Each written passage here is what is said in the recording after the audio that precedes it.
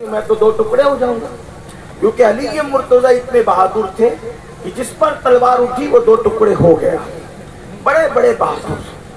آپ کو پتا چلنا چاہیے مولا علی کی بہادری کا حال یہ ہے کہ بدر میں علی نے اکیلے 35 کافروں کو مارا تھا. ٹوٹل بدر میں 70 مارے گئے تھے، اکیلے 35 کو مارا تھا مولا علی نے. اتنے بہادر تھے. بہادری کے چرچے آج بھی ہیں، آج بھی ہے. مسلمانوں میں غیر مسلموں میں مولا علی کی بہادری کے چرچے ہیں. تو آپ نے جیسی تلوار اٹھائی دشمن پر، وہ سمجھ گیا کہ میں تو مر جاؤں گا. اس نے ہاتھ پھیلا کہا علی مجھے بھیک چاہیے تلوار کی. آپ کے ہاتھوں سے تلوار اٹھ گئی مارنے کے لیے، اور دشمن میدان جنگ میں کہہ رہا ہے مجھے تلوار چاہیے بھیک میں. آپ کے ہاتھوں سے مولا علی نے اٹھی ہوئی تلوار اس کے ہاتھ میں دے دی. علی مرتضی نے تلوار، دشمن کے ہاتھ میں تلوار دینے کا مطلب کیا ہے؟ دشمن کے ہاتھ میں تلوار دینے کا مطلب کیا ہے؟ جو مار ڈالے ہمیں. لیکن یہ علی ہے، حسین پاک کا بابا ہے. جب دشمن نے مانگا ہاتھ پھیلا کے علی بھیک میں تلوار دے دو، آپ نے دے دی تلوار. اس نے تلوار لے کے ہنسا، اور ہنس کے اس نے کہا دو چیز ہو سکتی ہے علی. میں اس کی بات نقل کر رہا ہوں، میرا موقف نہیں ہے، لیکن وہ نقل جو اس نے کہا وہی کہہ رہا ہوں. اس نے کہا علی دو بات ہو سکتی ہے، یا تو تجھ جیسا کوئی بیوقوف نہیں ہے، یہ میں نہیں مانتا، حالانکہ اس نے کہا دشمن تھا، یا تجھ جیسا کوئی بہادر نہیں ہے، یہ میرا موقف ہے. دشمن نے کیا کہا؟ ارے کوئی دشمن کو تلوار بھی دیتا ہے؟ میں نے تلوار مانگی آپ نے دے دی. یا تو آپ بے وقوفی کی آپ نے، یا تو بہادری کی. مولا علی نے فرمایا وہ بے وقوفی اور بہادری تو جان. یہ ہمارے خاندان کی روایت ہے کہ ہمارے دروازے پر کوئی بھی ہاتھ پھیلا دے، ہم یہ نہیں دیکھتے کہ دوست ہے یا دشمن، ہاتھ جس کے پھیل جاتے ہیں اس کو عطا کرتے ہیں.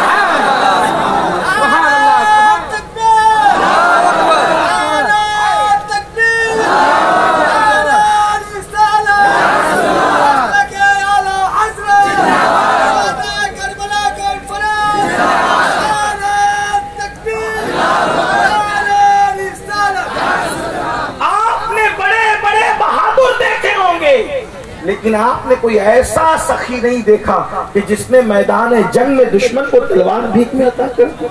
کوئی نہیں دیتا. یہ مولا علی ہے، امام حسین کے بابا. اب امام حسین کو دیکھ، امام حسین کیا ہے؟ اصل میں مسئلہ یہ ہے سب سے بڑا کہ ہم نے اپنے بزرگوں کو چند واقعات میں محدود کیا. ہم نے ان کا اخلاق، ان کا کردار، ان کی زندگی، خود کربلا کو بھی، خود میدان کربلا کو بھی آپ دیکھیں کہ کربلا کا میدان امام علی مقام نے کس طرح فتح کیا. ہم اس کو دیکھ رہے ہیں، سن بھی رہے ہیں، ہر سال جلسہ بھی کر رہے ہیں، لیکن کربلا ہماری زندگی کے اندر آتی نہیں. ہماری زندگی میں کربلا نہیں آتی. جیسے مثال کے طور پہ آئیے امام علی مقام، اگر آپ اجازت دیں تو پہلے میں ان کی ولادت بیان کروں، ان کی پیدائش، تو آپ کو پتا چلے کہ ولادت کس شمس. شعبان کا مہینہ ہے. شعبان کے مبارک مہینے میں 5 شعبان ہیں. 2 اقوال ہیں، 4 اور 5. زیادہ تر ہمارے علماء نے 5 شعبان لکھا. ہجری کا 4واں سال ہے اور شعبان کا کی 5ویں تاریخ. حضور علیہ السلام کی عادت کریمہ تھی کہ اللہ کے رسول علیہ السلام فجر کی نماز پڑھا کر صحابہ کی طرف رک کر کے بیٹھ جاتے تھے. صحابہ کی طرف رک کر کے بیٹھ جاتے تھے، باتیں کرتے تھے. فجر کے بعد کچھ واعظ و نصیحت ہوتی تھی. کوئی خواب دیکھتا تھا تو خواب کی تعبیر بیان کی جاتی تھی. خود خواب دیکھتے تھے تو خود خواب بیان کرتے تھے، تعبیر بیان کرتے تھے. اس دن کیا ہوا، بیٹھے نہیں. مولا علی سے کہا علی اٹھو، جلدی چلو، ہمیں تمہارے گھر چلنا ہے، فاطمہ کے گھر چلنا ہے. دونوں اٹھے، مولا کائنات بھی اٹھے، اللہ کے رسول بھی اٹھے. اور اٹھنے کے بعد جیسے ہی دروازے پہ پہنچے کہ علی دروازے پہ تم کھڑے ہو جاؤ، کسی کو اندر آنے مت دینا جب تک میں نہ بلاؤں، اور تم بھی نہ آنا. مولا کائنات دروازے پہ کھڑے، اللہ کے رسول اندر تشریف لے گئے. جب اللہ کے رسول علیہ السلام اندر گئے تو چونکہ محفل اب جمنے والی تھی، جانے محفل ہی نہیں، تو محفل کہاں سے رہے گی؟ اللہ کے رسول اٹھ کر کے چلے گئے، پوری محفل اٹھ گئی۔ آقا علیہ السلام آگے آگے، پیچھے پیچھے سارے اصحاب، سیدنا صدیق اکبر، فاروق اعظم، عثمان غنی، سب لوگ پیچھے پیچھے چل رہے ہیں۔ اللہ کے رسول صلی اللہ علیہ وآلہ وسلم نے مولا علی کو دروازے پہ روکا تھا۔ جیسے ہی صدیق اکبر، افضل البشر بعد الانبیاء بالتحقیق، سیدنا صدیق اکبر، فاروق اعظم، عثمان غنی سب لوگ پہنچے تو مولا علی سے پوچھا اللہ کے رسول کہاں ہیں؟ تو مولا کائنات نے فرمایا حضور علیہ السلام اندر گئے ہوئے ہیں۔ کہا کیا بات ہے؟ تو کہا کہ آج ہمارے گھر بیٹے کی ولادت ہوئی، ابھی بیٹے کی ولادت ہوئی ہے، ہمارے یہاں بیٹا آیا، نبی کا بیٹا، نبی کی بیٹی کا بیٹا، نبی کا بیٹا۔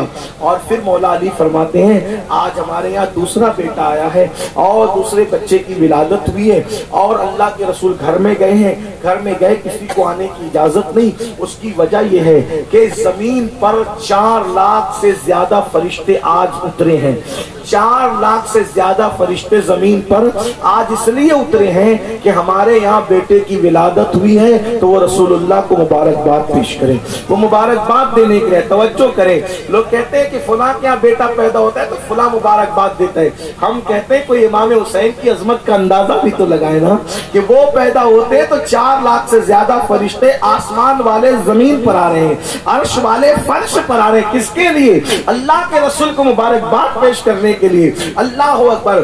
یہ باتیں ہو ہی رہی تھی کہ اتنے میں اللہ کے رسول علیہ السلام باہر تشریف لائے اور فرمایا اللہ اکبر اپنے اصحاب سے کہ ہمارے یہاں بیٹا پیدا ہوا ہے اور ہم نے اس کا نام حسین رکھا ہے۔ اللہ اکبر۔ تو سیدنا صدیق اکبر نے اس کی یا رسول اللہ میرے ماں باپ آپ پہ قربان، حضور علی کیا کہہ رہے ہیں؟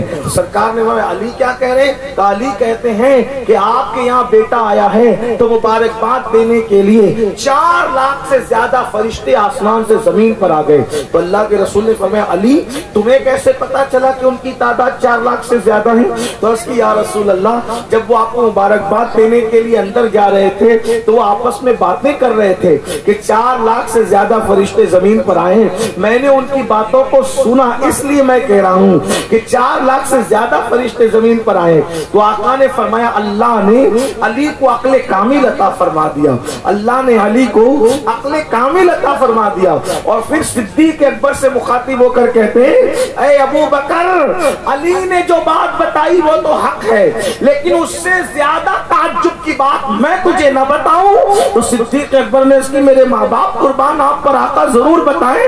فرمایا آج میرے بیٹے حسین کی ولادت ہوئی تو جب فرشتے جبریل میکائیل اور فرشتے مبارکباد دینے کے لیے آئے تو جبریل نے عرض کی یا رسول اللہ ایک ایسا بھی فرشتہ تھا جس سے اللہ ناراض ہے اور اللہ نے اس کے بالوں پر چھین کر اس کو کوہ کاف میں ڈال دیا ہے، اور کوہ کاف میں ڈال کے اس کی ڈیوٹی چھین لی، ذمہ داری چھین لی۔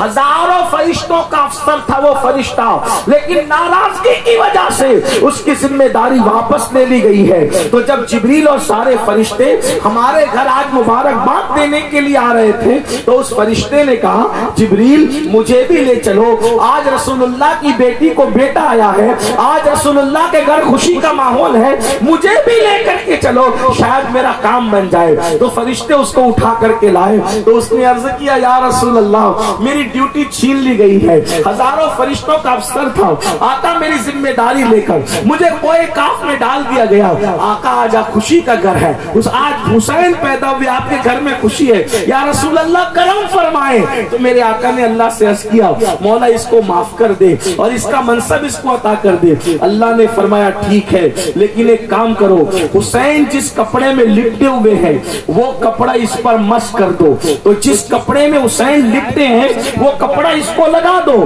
تو جیسی وہ کپڑا لگایا گیا اس کپڑے کے لگنے کی برکت تھی کہ جو بالوں پر اس کے چھین لیے گئے تھے دوبارہ اللہ نے اس کو بالوں پر عطا فرما دے۔ یعنی چند گھنٹے کے حسین کی شان کا یہ عالم ہے، جب کربلا میں 56 سال کے میرے امام ہوں گے تو ان کی شان کا عالم کیا ہوگا۔ اللہ اکبر، یہ امام علی مقام ہے۔ ولادت کے وقت اتنے بے مثال ہے تو شہادت کے وقت کتنے بے مثال ہوں گے۔ لیکن اللہ اکبر، آئیے اب ہم ان سے محبت کی بات کرتے ہیں، محبت کرتے بھی ہیں، پیار کرتے بھی ہیں، لیکن ان کی زندگی کا کوئی گوشہ اپنی زندگی میں ہمیں نظر نہیں آتا۔ جیسے مثال کے طور پر کربلا کی جب داستان شروع ہوتی ہے تو پہلی فوج 1000 کے لشکر کی شکل میں جب امام پاک کے سامنے آئی، آپ نے اس کو سنا ہوگا، دیکھیں پڑھتے سنتے سب ہے، لیکن کوئی نتیجہ نکال کے عمل کرنا اہم ہے۔ عمل بڑی چیز ہے۔ ساری زندگی جیسے عطر کی شیشی کوئی جیب میں لے کے پھرے، وہ مہکے گا نہیں، پسینے کی بدبو ویسے کہ ویسے ہی رہے گی۔ حالانکہ کروڑوں روپے کا عطر بھی جیب میں رکھ لے تو وہ مہک سکتا ہے؟ نہیں مہک سکتا۔ کب تک؟ جب تک وہ عطر کا استعمال نہ کرے۔ اپنا حال ایسا ہی ہے۔ اتنی بڑی بڑی شخصیتوں کو دل میں رکھا یا دل میں رکھنے کی بات کرتے ہیں، لیکن اس کے باوجود بھی ان کے کردار اور ان کی زندگی کو اپنی زندگی کے اندر ڈالنے کی کوشش نہیں کرتے، اپنی زندگی کو ان کی زندگی کے سانچے میں ڈالنے کی کوشش نہیں کرتے۔ دیکھو 1000 کا لشکر لے کر حر ابن یزید امام حسین کے پاس آیا۔ امام نے فرمایا تو کون؟ اس نے کہا میرا نام حر ابن یزید ہے۔ کیوں آیا؟ آپ کو گرفتار کرنے آیا، میں آپ کو گرفتار کر کے ابن زیاد کے پاس لے جاؤں گا۔ امام نے فرمایا یہ تیرا گھوڑا اور تیرے فوجی کے گھوڑے اور تیری فوج کیوں ہانپ رہی ہے؟ ان کے ہانپنے کی وجہ کیا ہے؟ وہ کیا کہہ رہا ہے؟ آپ کو گرفتار کرنے آیا، اور امام حسین اس کو کیا پوچھ رہے؟ تیرے گھوڑے کے ہانپنے کی وجہ کیا ہے؟ تیری فوج کے ہانپنے کی وجہ، وہ ہانپتے کیوں ہیں؟ حر نے کہا حسین ابن زیاد نے مجھے حکم دیا کہ جلدی جا، کہیں رکنا مت، اور حسین کو جلدی سے گرفتار کر کے پکڑ کے میرے پاس لا۔ تو کوفہ سے چلا، یہاں تک گھوڑے دوڑاتا رہا، میں نہ کھانے کے لیے رکا نہ پینے کے لیے رکا، اور میری فوج مسلسل دوڑتی بھاگتی رہی۔ اس وجہ سے یہ ہانپ رہی ہے، انہوں نے پانی نہیں پیا ہے، یہ پیاس کی وجہ سے ہانپ رہے ہیں۔ امام علی مقام نے فرمایا پانی ہے تیرے پاس؟ اس نے کہا ہمارے پاس پانی نہیں ہے، اسی لیے ہانپ کانپ رہے ہیں۔ امام علی مقام نے فرمایا حر دوسری باتیں بعد میں ہوگی، پہلے تو اپنے گھوڑوں کو پانی پلا، اپنی فوج کو پانی پلا، ہمارے پاس مشکیزیں بھرے ہوئے ہیں اور پانی ہمارے پاس موجود ہے۔ آپ نے اپنے ساتھیوں سے فرمایا جس کے پاس جتنا پانی ہے سارا پانی ان کو دے دو، تاکہ اپنے گھوڑوں کو اور اپنے سواریوں کو اور خود پانی پی لے، کیونکہ یہ انسان ہے، ان لوگوں کی تکلیف میں دیکھ نہیں سکتا۔ اب آپ سے پوچھنا چاہتا ہوں، جو قیدی بنانے کے لیے آئے ہیں، جو جان کے دشمن ہیں، امام علی مقام ان کو پانی پلا رہے ہیں، ان کے ساتھ یہ سلوک کر رہے ہیں۔ اسی لیے لوگ کہتے ہیں حر کیوں واپس آ گیا، حر کیوں واپس آ گیا؟ میں نے کہا امام حسین کے اخلاق کو دیکھ کر واپس آ گیا۔ اس کو پتا تھا کہ میں تو قیدی بنانے کے لیے آیا ہوں، امام اسی وقت چاہتے تو میں پیاسا تھا، میری فوج پیاسی تھی، تلوار اٹھا کر کے ہمیں قتل کر دیتے، لیکن امام نے قتل نہیں کیا، امام نے ان کو پانی پلایا۔ اب آپ سے پوچھتا ہوں، جان کے دشمنوں کو پانی پلایا جا رہا ہے، یہ کردار ہے اپنے اندر؟ آئیے اس سے بڑی بات میں آپ کو بتاؤں، آپ توجہ کریں تاکہ پتا چلے کربلا، صحیح کربلا کیا ہے۔ آپ کو پتا ہوگا امام علی مقام کو شہید کیا گیا جب، تو امام علی مقام کے کپڑے بھی نکال لیے، دشمنوں نے کپڑے نکال، امام علی مقام کے جسم پر ایک ساتھ 10 گھوڑے مقرر کیے، 10 گھوڑے امام کے سینے کو، امام کے وجود کو، پیروں کو کچلنے کے لیے۔ جس سینے پر رسول اللہ ہاتھ پھیر کر کے سونتے تھے، جس پیشانی کو چومتے تھے، جس کو کندھے پہ بٹھاتے تھے، جس کے لیے سجدے طویل کر دیتے تھے، اس حسین کے وجود ناز کو گھوڑوں کے پیروں تلے کچل دیا گیا، سر کاٹ دیا گیا، 6 مہینے کا بچے کو بھی نہیں چھوڑا گیا، اور آخر میں یہ ہوا کہ خیمے جلا دیے گئے۔ خیمے جلائے گئے، خیمے جلانے کے بعد بیبیوں کے دوپٹے تک چھین لیے، بیبیوں کے زیورات تک چھین لیے۔ یہ باتیں میں ان کتابوں سے پیش کر رہا ہوں جو صدر الفاضل علامہ سید نعیم الدین مراد آبادی نے، استاد زمان حضرت مولانا حسن بریلوی نے، ہمارے بزرگوں نے لکھا، اور بھی کتب۔ چادریں تک، ان شہزادیوں کی چادریں چھینی گئی جن کے گھر میں اجازت کے بغیر فرشتے بھی نہیں آتے تھے۔ میرے امام کے چھوٹے بھائی نے بیان کیا ہے کہ بے اجازت ان کے گھر جبریل بھی آتے نہیں، قدر والے جانتے ہیں قدر شان اہل بیت۔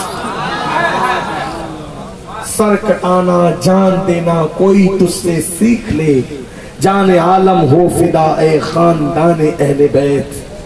بیویوں کے دوپٹے چھین لیے گئے، لاشوں پہ گھوڑے دوڑائے گئے، ٹاپوں سے کچلا گیا۔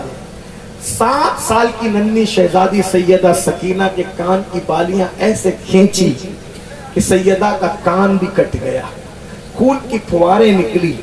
سیدہ سکینہ نے سوچا یتیموں پر تو کافر بھی رحم کرتے ہیں، اگر ان ظالموں کو کہوں گی کہ میں یتیم ہوں تو یہ مجھ پہ رحم کریں گے۔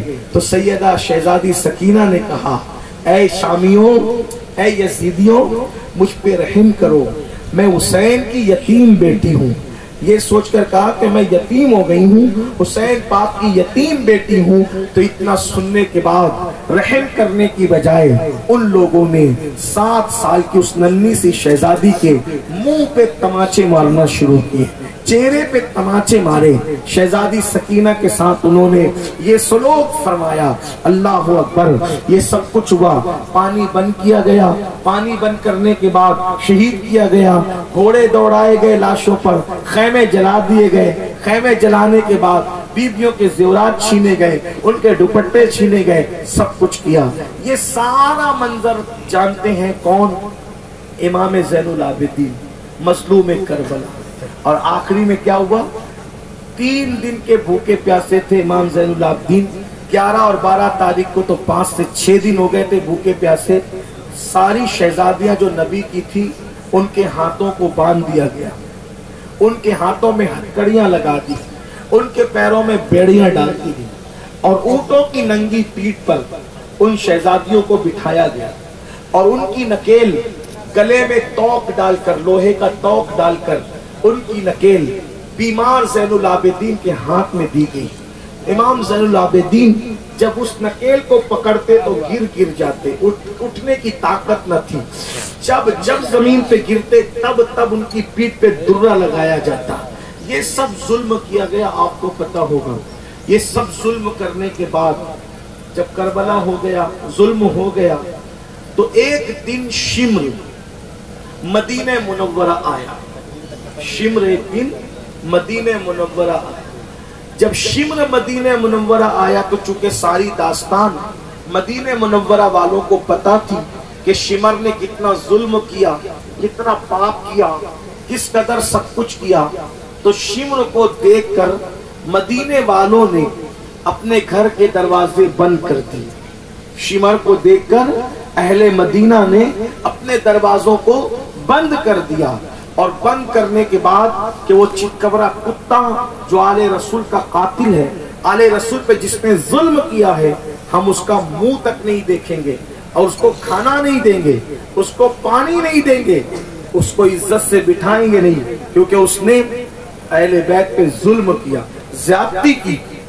یہ بات جب پہنچتے امام زین العابدین تک پہنچی، سید سجاد امام زین العابدین تک جب یہ بات پہنچی تو امام زین العابدین نے سنا کہ سب نے اپنے گھر بند کر دیے، نہ شمر سے کوئی مل رہا ہے، نہ کوئی پانی دے رہا ہے، نہ کوئی کھانا دے رہا ہے، نہ کوئی ملاقات کر رہا ہے، تو امام زین العابدین نے اپنا دروازہ کھول دیا، اور دروازہ کھولنے کے بعد ایک غلام سے فرمایا جاؤ شمر کو میرے پاس لے کر آؤ۔ غلام گیا اور شمر نے کہا کہ تجھے بلایا جا رہا ہے۔ شمر آیا، امام نے دسترخوان لگوایا، دسترخوان لگوا کر اس کو کھانا کھلایا، اس کو پانی پلایا، کھلا پلا کر کے جب وہ کھا پی چکا، کیونکہ ڈرا ہوا تھا، امام زین العابدین کو دیکھ کے پہچان چکا تھا کہ یہ امام حسین کا شہزادہ ہے، سب نے مجھے پہچان لیا، نہ کوئی کھانا دے رہا ہے نہ پانی دے رہا ہے، لیکن انہوں نے ابھی تک مجھے نہیں پہچانا، تو پہلے کھا لیا پی لیا، اور کھانے پینے کے بعد کھڑا ہوا، کھڑے ہونے کے بعد کہا اے علی ابن حسین، اے حسین کے بیٹے علی زین العابدین، तुमने शायद मुझे नहीं पहचाना, सारे मदीने वाले पहचान गए, तुमने मुझे नहीं पहचाना, इसीलिए खिलाया भी, इसीलिए पिलाया भी। तो इमाम ज़ैनुल आबिदीन ने फरमाया, ओ शिमर, मदीने का कोई बंदा वहां नहीं था, जब उन्होंने तुझे पहचान लिया, मैं तो वहां चश्मदीद गवाह मौजूद था, मैं तुझे क्यों ना पहचानता? तू वही है ना, तेरे कहने पर पानी बंद हुआ था, तू वही है ना, तेरे कहने पर मेरे 6 महीने के भाई अली असगर उनके हलक पे तीर चलाया गया था, तू वही है ना, तेरे कहने पर मेरी अम्मियों के, फूफियों के, बहनों के दुपट्टे छीने गए थे, तू वही है ना, अहले आले नबी पर घोड़े तेरे कहने पे दौड़ाए गए थे। ये कहते कहते इमाम ज़ैनुल आबिदीन रो पड़े, मैं तुझे कैसे भूल सकता हूँ जालिम, मैंने तो तुझे हर जुल्म करते हुए देखा है। तो उसने कहा, जब आप मुझे पहचानते थे फिर आपने मुझे खाना क्यों खिलाया, पानी क्यों पिलाया? तो इमाम ज़ैनुल आबिदीन ने फरमाया, हम आले नबी है, जो तूने किया वो तेरे खून का असर था, जो हमने किया ये हमारे खानदान की रिवायत है, हम दुश्मनों के साथ ऐसा ही सलूक किया करते हैं। अब आपसे पूछता हूँ मेरे भाइयों, हम हुसैनी अपने आप को कहते हैं, करबला वाला अपने आप को कहते हैं, हम तो वहां तो बाप के कातिल के साथ ये सलूक हो रहा है, क्या हम अपने पड़ोसियों के साथ भी ऐसा सलूक करते हैं? हम अपने भाइयों के साथ भी ऐसा सलूक करते हैं? हम अपने माँ बाप के साथ भी ऐसा सलूक करते हैं? बताएं, हुसैनियत कहाँ है अपनी जिंदगी के अंदर, वफा कहाँ है अपनी जिंदगी के अंदर? अल्लाह अकबर। बल्कि हाल ये है कि लोग माए मुहर्रम के अंदर, मुहर्रम शरीफ के नाम पर अल्लाह अकबर आपस में लड़ पड़ते हैं, झगड़ा करते हैं। अल्लाह अकबर। लोगों के हालात ये है कि मैं ऐसा करूंगा, मेरा शरबत पहले बटेगा, तेरा शरबत बाद में बटेगा, ये होगा वो होगा, उसी पे लोग लड़ पड़ते हैं। अल्लाह अकबर। इमाम अली मकाम की ये तालीमात नहीं है मुसलमानों। इमाम हुसैन की तालीम तो मोहब्बत है, इमाम हुसैन की तालीम तो प्यार है, इमाम हुसैन की तालीम तो उल्फत है। अल्लाह अकबर। लेकिन कितना अफसोस होता है हमारी जिंदगियों के अंदर सही माना में बुजुर्गों का किरदार नहीं है, बुजुर्गों की जिंदगी नहीं है। मेरे भाइयों, न दीन पर अमल है। आज हाल ये है कि अपने आप को हुसैनी भी कहते हैं, मस्जिदों को वीरान भी कर दिया है, मस्जिदों को वीरान भी कर दिया है। अल्लाह अकबर। अंदाजा फरमाए, इमाम हुसैन ने तो करबला के मैदान में जो आखिरी काम किया वो नमाज पढ़ी। इतना तीरों से छलनी है, पूरा जिस्म तीरों से भरा हुआ है। तीर जो है वो तकरीबन 33 जख्म जो है नेज़े के हैं, 34 जख्म और घाव तलवारों के हैं, और पूरे वजूद पर तीर है, हत्ता के सर पे भी तीर लगा है। जैसे ही घोड़े से जमीन पर आते हैं, जालिम आगे बढ़ते तो कहते हैं, पहले मुझे नमाज पढ़ लेने दो, पहले मुझे सजदा कर लेने दो। आपसे पूछना चाहता हूँ, इमाम अली मकाम दुनिया से जाते जाते भी सजदे को तर्क नहीं कर रहे हैं, सजदे को छोड़ नहीं रहे हैं। और अपना हाल क्या है? इमाम अली मकाम ने उस मुसीबत में, जबकि बेटे का लाशा मौजूद है, भतीजों का लाशा मौजूद है, भाइयों के लाशें पड़े हुए हैं, पूरा खानदान लुट गया है, इतने लाशों के बावजूद मेरे इमाम ने नमाज को तर्क नहीं किया, आपने सर सजदे में रखा। आपसे पूछना चाहता हूँ, न मस्जिद के साए में, न बैतुल्लाह की दीवारों के साए में नमाज इश्क अदा होती है, तलवारों के साए में। इमाम ने तलवारों के साए में भी नमाज को तर्क नहीं किया। और आज हम पंखे वाली मस्जिदों को भी वीरान कर चुके, एसी वाली मस्जिदों को भी वीरान कर चुके। मस्जिदे मर्सिया कहाँ है कि हम नमाजों से कोसों दूर है। आपसे पूछना चाहता हूँ, यजीद नमाज नहीं पढ़ रहा था, यजीद शराब पी रहा था, यजीद जराइम कर रहा था, इमाम ने अपना हाथ उसके हाथ में नहीं दिया। रास्ता खाली कीजिए, रास्ता खाली कीजिए, रास्ता खाली कीजिए यहाँ से। लीजिए हमारे अमीर हजरत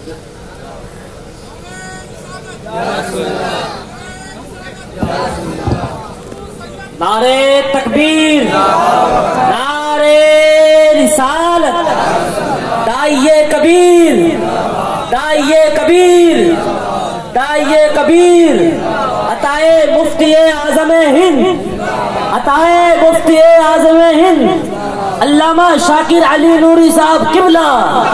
नारे तकबीर, नारे रिसालत। आप तमामी हजरात से गुजारिश है कि रास्ता छोड़िए और आने दे हजरत को। آپ لوگ تشریف رکھیں، آپ اپنی جگہ بیٹھیں۔ الحمدللہ کچھ ہی دیروں کے بعد آپ کو حضرت کی بھی خطاب سننی ہے۔ نعرہ تکبیر، نعرہ تکبیر، نعرہ رسالت، شہدائے کربلا کانفرنس، نعرہ تکبیر، نعرہ رسالت۔ آپ حضرات تشریف رکھیں۔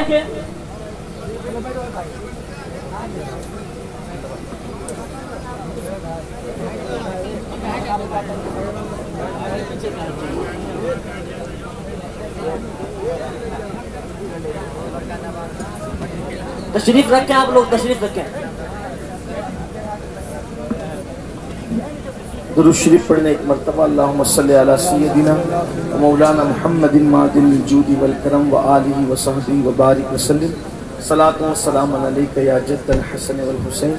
لیجئے ہمارے امیر داعیہ کبیر حضور امیر سنی دعوت اسلامی، جن کی خطابت میں عالمی سطح پر انقلاب برپا کیا، وہ تشریف لا چکے ہیں۔